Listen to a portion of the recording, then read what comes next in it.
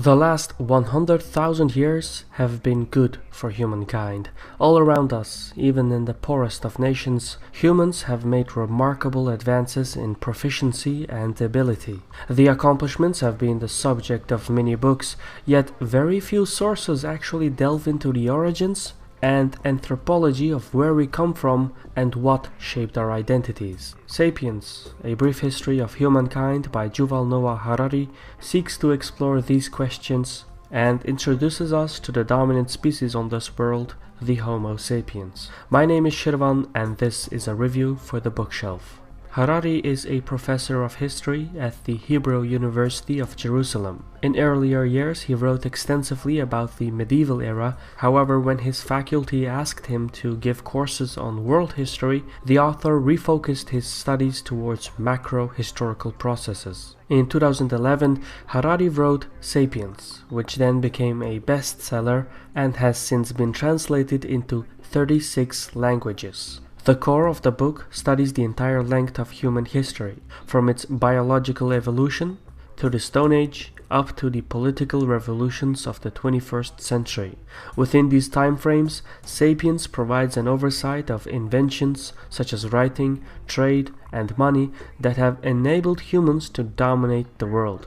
However, unlike most history books, Harari emphasizes the process towards the inventions. So, he explains the humble origins of the writing system from the ancient Sumerians, who used it to keep track of the grain quotas. But he also discloses the evolution of societies and civilizations.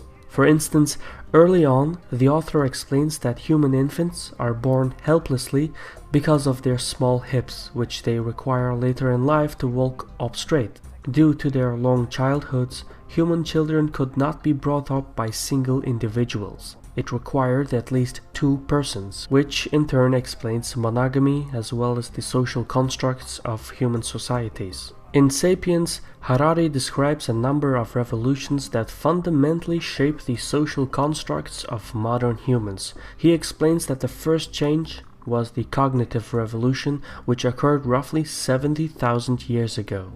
Just as today we observe different species of wolves, horses, and bears, at the time there were different species of humans. Homo sapiens occupied the lands of East African savanna, and their lives were similar to the other human species. Then something extraordinary happened. For reasons that are still obscure, modern humans started behaving in more resourceful ways than before, and rapidly spread to all the corners of the world. With the arrival of Homo sapiens, the other human species died off, and the former rose to the top of the food chain. The best clarification for this phenomenon is the fact that humans were able to cooperate in far larger numbers than other species. While Neanderthalers peaked at groups of 50, humans, however, cooperated within groups of 500, which dramatically increased their strength.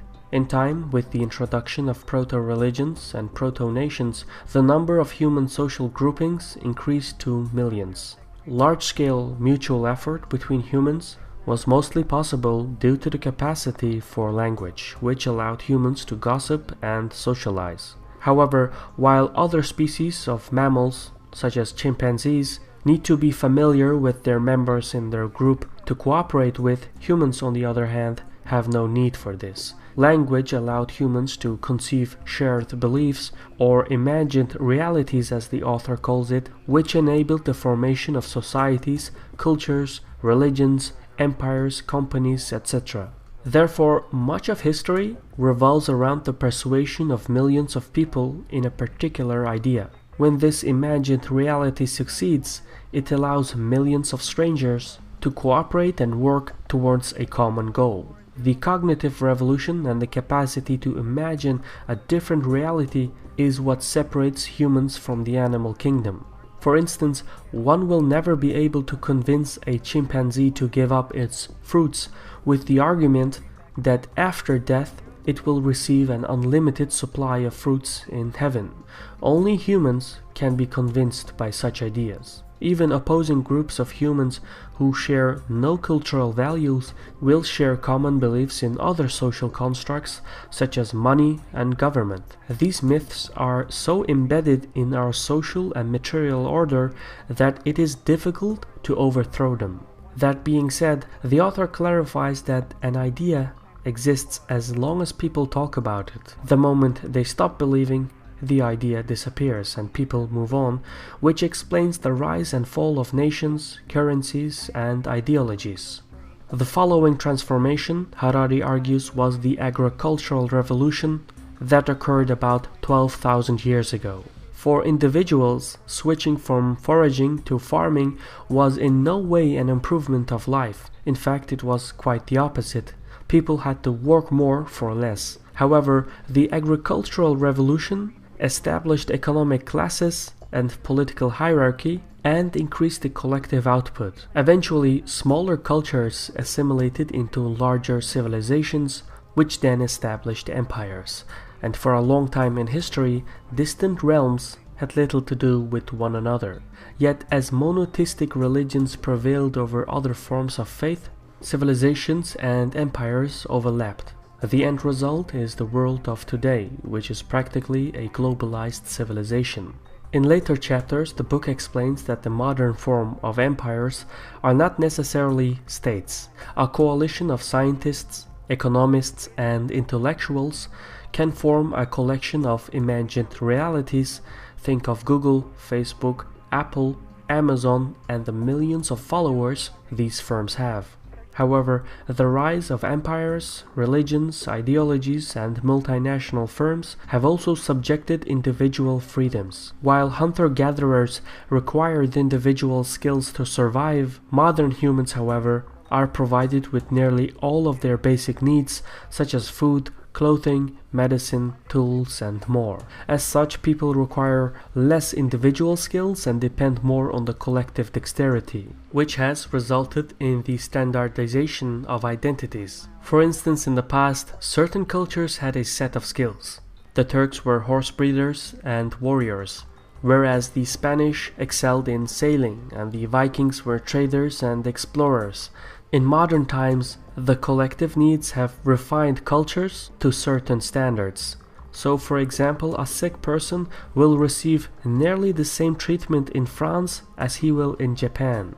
Even opposing groups such as Israel and Iran both adhere to ideas such as capitalism, and both have national political parties that function within a parliament. Thus, regardless of our opinions and feelings, humankind is losing its individual traits and assimilating into a globalized pattern. It's obvious that Sapiens is not a summary of key moments in history, but a series of observations that helps to make sense of the evolution of the human species as well as the ensuing civilizations and societies. In this context, it's clear that Harari was inspired by the German philosopher Friedrich Nietzsche and the American anthropologist Jared Diamond. In about 400 pages, Harari vividly explains the invention of coinage, the creation of empires, and the foundation of monotheism, but he also reveals the origins of cathedrals, communism, the moon landing, and even modern pop culture. In his effort to explain contemporary political and cultural issues, Harari combines multiple disciplines of anthropology, including the social, cultural, and historical studies. Seldom has a book succeeded in such storytelling. The conclusion of Sapiens is thought-provoking, but obviously a source of this magnitude leaves many open questions about the future of humankind, which the author addresses in his follow-up book called Homo Deus.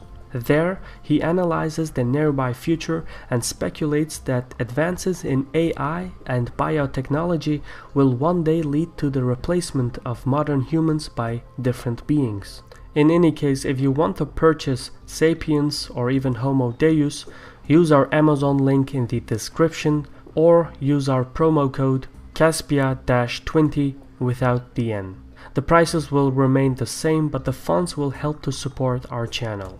And if you still cannot get enough of historical political anthropology, I highly recommend following the author's YouTube channel and playlist called Brief History of Humankind, in which he gives public online classes. This was a Caspian Report review. For the bookshelf, check out our playlist for additional books and sources. Also, special thanks to our top contributors on Patreon who keep our channel afloat and independent from sponsors. Check out patreon.com/Caspian Report for more information. In any case, thank you so much for your time and Sarol.